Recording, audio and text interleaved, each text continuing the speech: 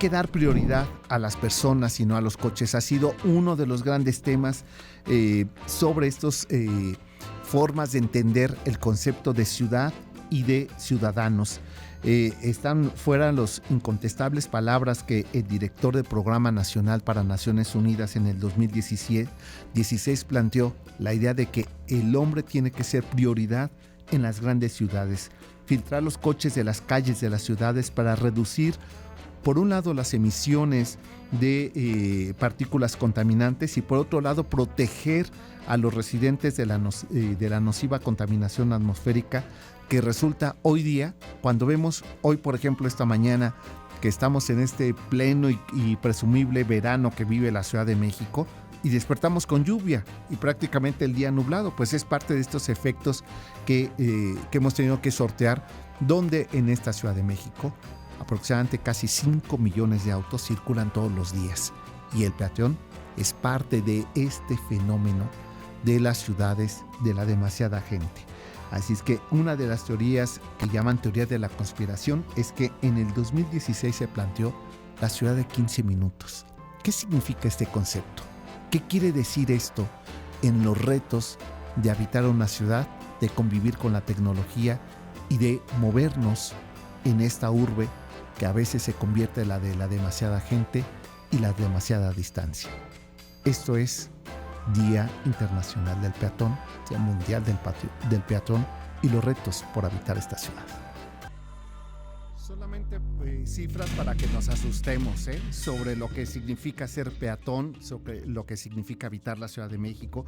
Pues resultados de la encuesta Origen Destino 2017 muestran que en la zona metropolitana del Valle de México se efectúan diariamente entre semana un poco más de 34.5 millones de viajes. Esto es una locura, es una cifra que no logramos ni dimensionar, ¿no?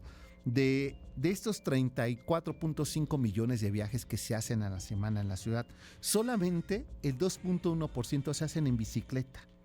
El 21% se hace en transporte privado, 45% de estos viajes por la ciudad son en transporte público y el 32.5% caminando en las calles sin incluir otro medio de transporte. Quiere decir que esta ciudad sí es de peatones. Pero lo que más sorprende es que cuando por primera vez en el 2007 se hizo una encuesta de este tipo, pero en el 2017 es la primera vez que se incluye como medio de transporte las piernas, caminar por la ciudad. Se le preguntó a la gente qué tanto caminaba por las calles de la ciudad y la respuesta más sorprendente es que la gran mayoría, por no decir que el 96%, dijo que no eran pobres. Cada 17 de agosto, desde 1987, se celebra por el Acuerdo de Ginebra, el Día Mundial del Peatón. Y el caso de por qué es en 1987, fíjense nada más la nota que circuló en los periódicos de Londres en ese 1987. El primer accidente a un peatón en las calles de Londres. Por ello se llevó a pensar, no, claro, ocurren accidentes porque no hay la señalización adecuada. Probablemente ya habían ocurrido muchos antes, pero es la primera vez que resulta sorpresivo. ¿Por qué? Porque se trata del alcalde de Londres. Por ello es que se empieza a reflexionar sobre la idea de pensar en un día dedicado a reflexionar sobre el papel del peatón. El artículo 4 constitucional está relacionado con que tenemos como derecho humano a que todas las personas tengan acceso a la movilidad en un ambiente de seguridad y sustentabilidad. Sin embargo, en el país mueren alrededor de 15,000 personas al año en accidentes relacionados con el tránsito, ya sean peatones o ciclistas. Esto en un registro oficial. En un país o en una ciudad que se mueven 20 millones al día, no es poca la cifra sobre los temas de accidente. Pues, José Manuel, bienvenido, gracias por estar aquí, por haber aceptado esta invitación. Pues muchas gracias, Sergio, un placer estar aquí. Soy ferviente seguidor del programa, ¿no? Más te vale, ¿eh? Esta idea de, con un espacio de 1 hora, poder conocer ciertas zonas de la ciudad que para mucha gente es desconocida. Y sí, efectivamente, el tema que tiene que ver de cómo nos movemos, considero que tiene que ser una cuestión cada quien decide cómo hacerlo. De repente empezamos a juzgar por qué sí la bici, por qué el tema del transporte público, ¿no? Exacto. Mucha gente se ve obligada a utilizar el transporte público porque son condiciones muy específicas. Se decía también, ¿no?, que la gente que pues privilegia por completo el tema del automóvil, ¿no? Al final hay ciertos puntos, tal vez en menor medida, que tienen que caminar, ¿no? Y no se dan cuenta. Exacto.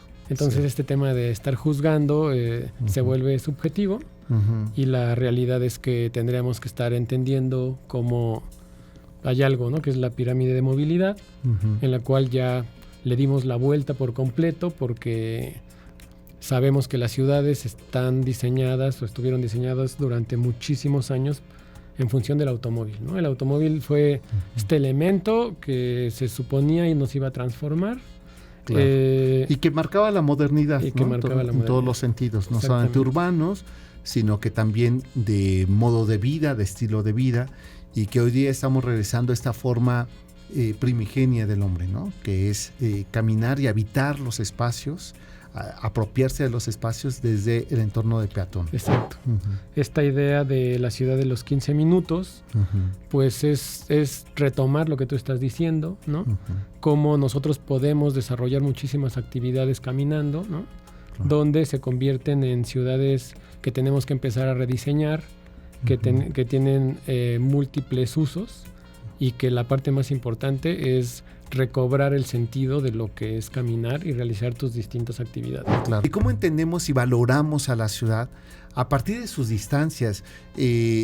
Claro, hay quienes viven privilegiadamente y quiere decir que su trabajo está cerca de donde viven o de donde estudian o de donde se divierten. Entonces el automóvil en 15, 20 minutos en automóvil llegan. Pero también sabemos de otras realidades, quienes cruzan toda la ciudad o de las zonas conurbadas, y pienso en Hidalgo, pienso en Puebla, pienso en Querétaro, en el Estado de México, que vienen para trabajar, para estudiar, para comerciar o para divertirse a la ciudad, y que ocupan 4 horas de su día solo en transportarse, ¿no? Ahí sería imposible la ciudad de 15 minutos. Exactamente. Tenemos que, siempre lo que yo comento es, tenemos que contextualizar todo. Y el contexto nos marca, y además el contexto sirve para poder entender distintas problemáticas, ¿no? Entonces, por eso es tan importante discursivamente entenderlo, porque le diste en el clavo, ¿no? La gente que tiene necesidad de trasladarse 3 o 4 horas, exacto, pues es una condición que al final te ayuda limita, y te limita mucho para saber qué hacer. Sí. Desde tu papel como funcionario, ¿se ha pensado la ciudad también como un espacio para las mujeres? Lo que sucede es que tenemos que reivindicar, ¿no?, el tema del espacio público desde una visión que tiene que ver desde la visión de las mujeres. Entonces, esta reivindicación creo que es algo que debemos desde siempre, ¿no? Esta idea de las ciudades con una visión masculina, un ejemplo clarísimo de cómo él no tiene mayor problema de trasladarse en el metro, salir, ir escuchando un podcast, aislarse por completo, cosa que desafortunadamente no podría hacer una mujer, ¿no? Una mujer. Entonces hay, sobre todo desde la sociedad civil, ¿no? Hay muchas propuestas que es un tema que desde el gobierno tenemos que empezar a trabajar y adoptar, ¿no? Para poder revertir esa discriminación, que es una discriminación pues histórica, ¿no?